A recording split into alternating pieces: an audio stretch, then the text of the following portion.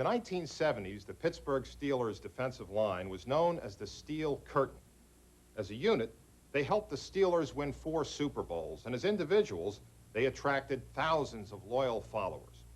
At one end, there was Dwight White, whose ferocious play earned him the nickname Mad Dog. At the other end was L.C. Greenwood, whose nickname was Hollywood Bags. The Hollywood part was given to him in recognition of his desire to go to Hollywood and act. The Bags part came from an expression he always used, which was bag it. Bag it, give up on it. But, of course, on a football field, L.C. never gave up on anything. Defensive tackle Ernie Fats Holmes never gave up on anything either, especially if he could eat it. Holmes considered a whole package of hot dogs a between-meal snack. And finally, at the other defensive tackle, there was Mean Joe Green, who was one of the most fearsome defenders in the game. So, as you can see, as individuals, these linemen inspired colorful adjectives. But as a unit, they earned superlatives and commanded the respect of the entire NFL. In the 62-year history of Time magazine, only one NFL defensive line has ever appeared on its cover.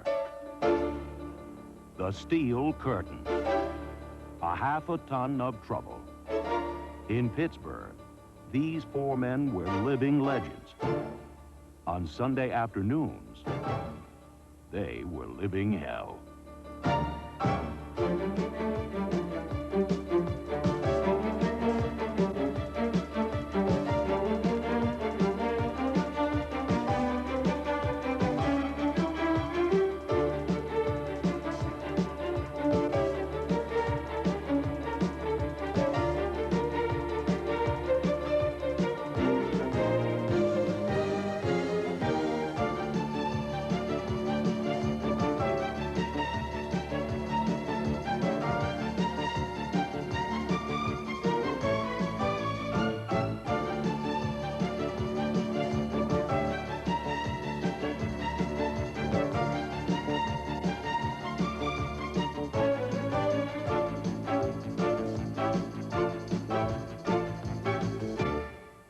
The acknowledged leader of the group was defensive tackle Joe Green, a man from whom even the groundskeepers weren't always safe.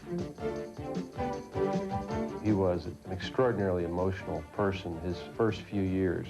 As a rookie, for example, he led the league in fights and getting thrown out of games. I've never seen a player as a rookie be that dominant and that aggressive and that sure of himself to threaten veteran players and abuse veteran players. I recall one game where we were playing in Franklin Field, his rookie year.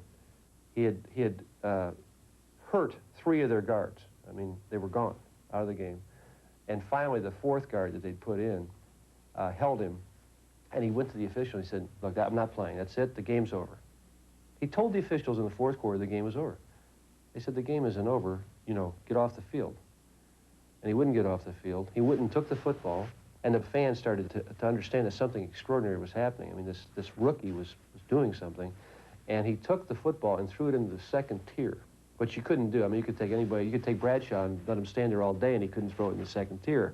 And it was just a hush. 70,000 people just,